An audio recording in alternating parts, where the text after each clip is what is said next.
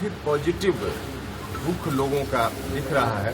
माननीय मुख्यमंत्री जी ने भी जो काम किया है विगत कई वर्षों से सरकार में है, तो उनके प्रति भी एक तो सामान्य तौर पे ऐसा देखा जाता है कि कोई सरकार काम ठीक भी करे फिर भी एक समय सीमा के बाद एंटी इनकम्बेंसी आ जाती है। लेकिन हम लोगों के लिए खुशी की बात है कि लगभग 20 साल नीतीश कुमार जी मुख्यमंत्री रहते हुए बीच के दिनों में थोड़ा छोड़ करके और लगातार उनकी सरकार रही, लेकिन एंटी इनकम्बेंसी नहीं बल्कि और ज्यादा आकर्षण पहले की तुलना में बढ़ा है एनडीए के प्रति। तो इसलिए हम कह सकते हैं कि चारों विधानसभा क्षेत्र में बहुत ही जबरदस्त अंतर से, भारी अंतर से एनडीए की जीत होगी। चौतरफा काम हो रहा है। हम कई जगह गए गांव में, अब लोग हर जगह खुद चर्चा करते हैं। अब जहां भी बैठे हर घर में बिजली, और बिजली का मतलब सिर्फ पोल तार नहीं बल्कि अब तो गांव में भी एसी, गांव में फ्रिज। अभी से 20 साल पहले कल्पना भी नहीं कर सकते थे कि गांव में एसी और फ्रिज, लेकिन अब तो गांव में भी एसी फ्रिज दिख जाता है, लोग इस्तेमाल करते हैं क्योंकि बिजली सब जगह रहती है।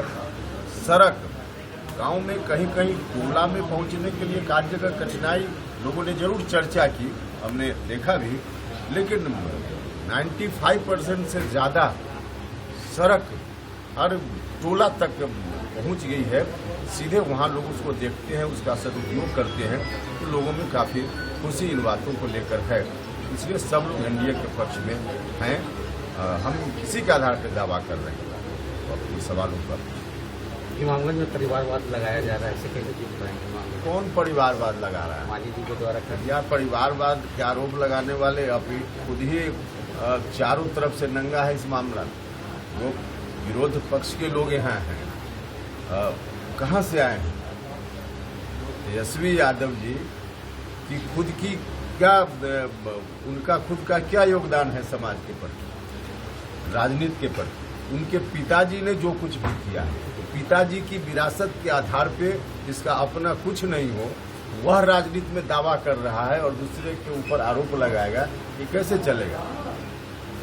एक तो आरजेडी में सिर्फ और सिर्फ विरासत के नाम पर है, कोई योग्यता के आधार पर नहीं है।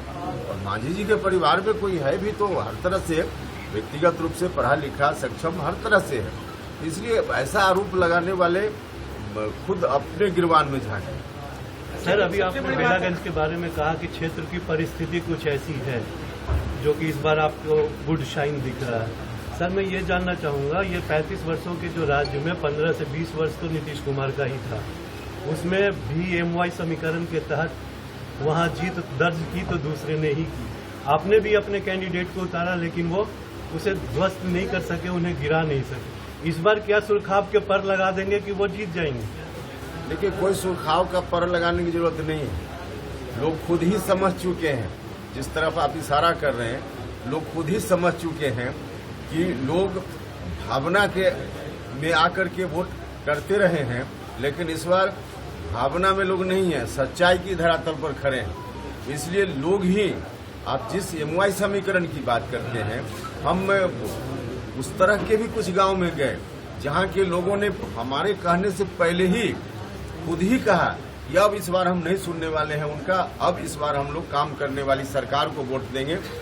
इसलिए हम यह बात बोल रहे हैं। सर, दूसरा ये कि आपके साथ जो शाहबाद या गया के थे अजय, इंजीनियर अजय कुशवाहा जी, ऐसे करके ये बिखरते क्यों जा रहे हैं? आप कहाँ चले गए? एनडीए में है ना? आपका तो साथ छोड़ा था। अरे वो एनडीए में ही कहीं गिरे तो दाल में ही है, दाल से बाहर हो जाए तो चिंता होती है।